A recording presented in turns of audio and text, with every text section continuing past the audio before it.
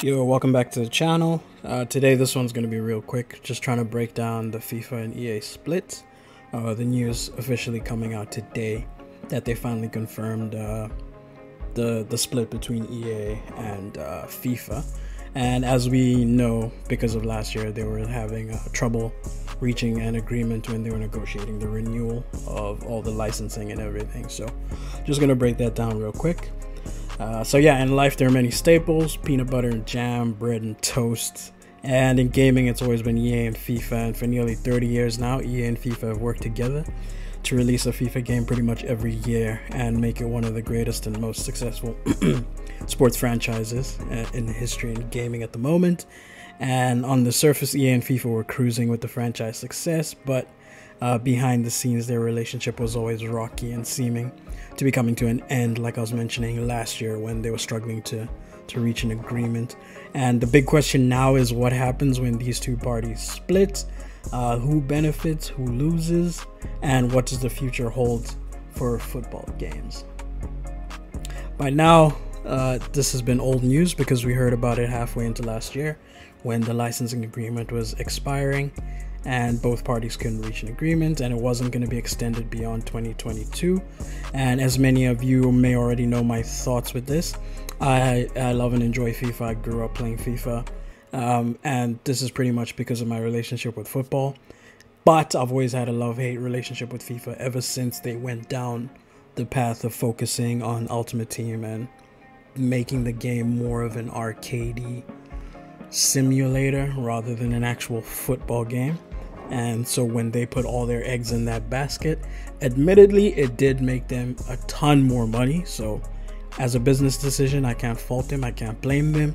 If I am the CEO of EA, I probably would have made the exact same decision. But from a gameplay perspective, it meant that ever since, I would roughly say, FIFA 13, FIFA has sort of been slightly on the decline each year after year, slowly but little bit.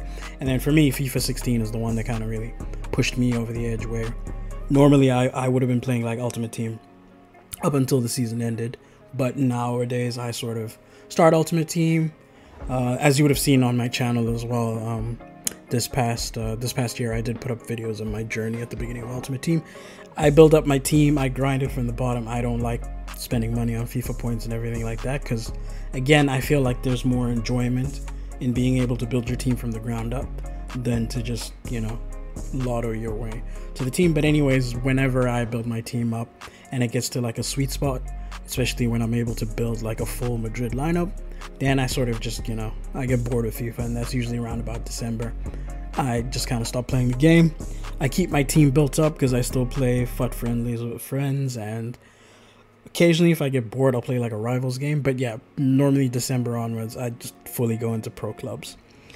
But anyways, going back into the topic at hand, one thing I always did love to note about FIFA, like with other arcade microtransactions related games, is that if you spend more time in the menus than actually playing the game, there's something inherently wrong with your game. Like, and that's the big red flag that we always see with FIFA and cough Ubisoft games. But anyways, now that it's fully official, and EA they're going to be going with EASPORTSFC. That's what their new name is from the statement on their website. And for those interested, I'll also leave the statement, the link to the statement in the description below. Now, going on to the statement itself, they say next year EA Sports FC will become the future of football from EA Sports alongside our 300 plus licensed partners across the sport. We're ready to take global football experiences to new heights. Cap, on behalf of all football fans around the world, everything you love about our games will be part of EA Sports FC. The same great experiences, modes, leagues, tournaments, clubs, and athletes will be there. Ultimate Team, Career Mode, Pro Clubs, and Volta, Poor Man Street Football, will be there. Our unique licensing portfolio of more than 19,000 plus players, 700 plus teams, 100 plus stadiums, and 30 leagues that we've continued to invest in for decades will still be there, uniquely in EA Sports FC. That includes exclusive partnerships with the Premier League, La Liga, Bundesliga, Serie A, and the MLS, and more to come. and the new independent platform will bring fresh opportunity to innovate, create, and evolve. This is much more than just a change of symbol. As EA Sports, we're committing to ensuring EASPORTSFC is a symbol of change. We're dedicated to meaningfully reinvesting in the sport, and we're excited to work with a large and increasing number of partners to expand to new authentic experiences that bring joy, inclusivity, and immersion for a global community of fans. And he did also, well, the CEO put out a statement. I look forward to sharing more detail on these plans in the coming months. And there's still a lot more to that statement that I will just leave up for anyone who wants to read. So I'll just give it a second. EA Sports will allow us to realize its future, blah, blah, blah. We're incredibly excited to build our future global football with all of you, and we'll be happy to share, yeah, blah, blah, blah. We exist to create the future of football fandom. But yeah, anyone who wants to read that, you can go ahead and pause the video, and I'll just leave that statement up. But anyways, having said all that, some of the reactions did finish me. And the lack of creativity in the new name is the first one that people picked up on Twitter. And we know deep down inside that the name change itself won't change anything with regards to, you know, the rest of the game. And that also led to the reference of a toothpick changes everything meme, where, yeah, just put in a toothpick and somehow it's different. And despite FIFA being synonymous with FIFA the game, so FIFA the organization, EA is not really reliant on FIFA. The license with FIFA allows EA to use the organization's name, logo, and rights to the World Cup. So as always, if a deal wasn't going to be met, there wasn't going to be much difference in the game except for licensing. So again, it would be the end of an era.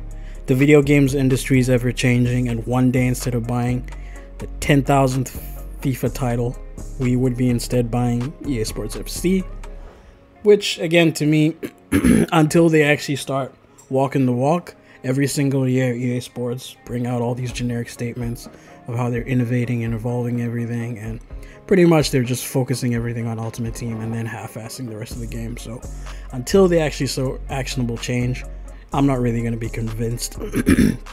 At the end of the day, I also would like to know down in the comments below, what do you think of the split, and what has been your favorite FIFA title over the years?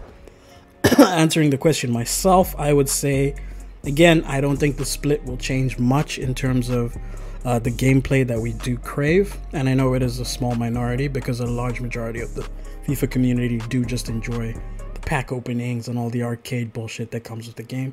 But there is still a section of us that enjoy just the pure gameplay and, you know, fell in love with the sport of football. So we would like to actually enjoy the game of football rather than spending 90% of the time in the menus. That's why I also think EA not growing the Pro Clubs platform is a really big missed opportunity, because they could have pushed that as their esports, you know, their main esports angle. But alas, it is what it is. And then my favorite FIFA title, personally, I would say it's still a tie between FIFA 08 and FIFA 10. Those are still my two best FIFAs. But anyways, again, just wanted to bring out this brief video. I hope I didn't waffle or ramble too much. Let me know again what you think of the split, and what has been your favorite EA title over the years. Well, FIFA title over the years. But anyways, peace out and stay safe out there, everyone. Deuce, deuce.